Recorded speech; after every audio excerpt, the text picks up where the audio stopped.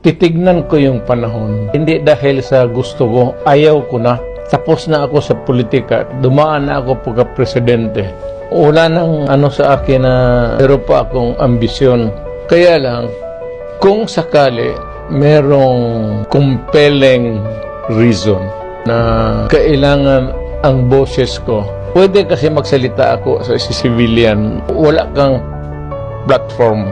Not unlike a senator. Ang platform mo is that you're a government official. From time to time, you have to say something and also to participate in the lawmaking process sa Congress.